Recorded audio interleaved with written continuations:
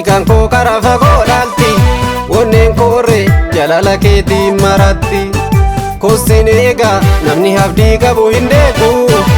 ammasittu ayyaantummaan keessa eegu dafii kootu gadi bahee suma nan eega galma koorre orma mitii suma takeeka of danda'ii deebi maaliif taate ergamtuu diina maaliif taate ergamtuu diina hidda malee tannachi oomniiga yooma rafee halkan guyyaa dhukkubsadhee naada halkan guyyaa dhukkubsadhee naada dhukkuba koositu na yaalaana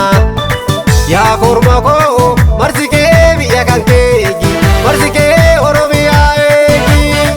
asi malee orma fedhuu beeki asi malee orma fedhuu beeki asi malee orma fedhuu beeki.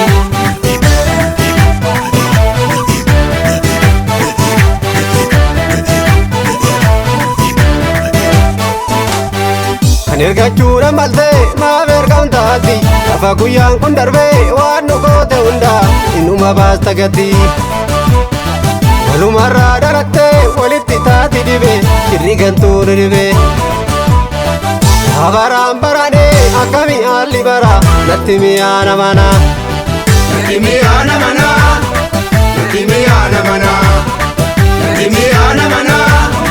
natti mi'aana mana.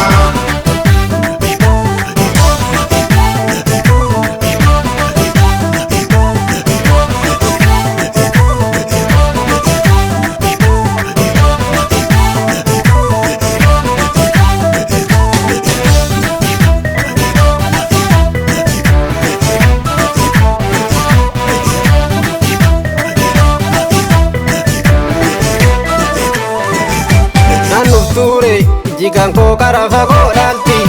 wonneen koorre jalala keetii maratti kosin eega namni abdii qabu hin deegu ammasittu ayyaantummaan keessa eegu dafii kootu gadi bahee suma nan eega galma koorre orma mitii suma takeeka of danda'ii deebi maaliif taate ergamtuu diina maaliif taate ergamtuu diina hidda malee tannachi oomniiga yooma rafee halkan guyyaa dhukkubsadhee naada halkan guyyaa dhukkubsadhee naada dhukkuba koositu na yaalaana yaa korma koo marsi kee biyya kan keegi marsi kee oromiyaa eegi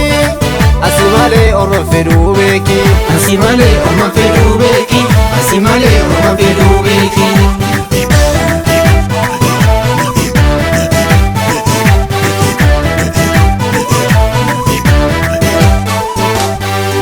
ergachuudha malte maaf ergamtaati lafa guyyaan kun darbee waan nu goote hunda innuma baasta gati walumarraa dhalattee walitti taati dhibe irri gantuun dhibe baraan baraadhee akkami haalli bara natti mi'aana mana natti mi'aana mana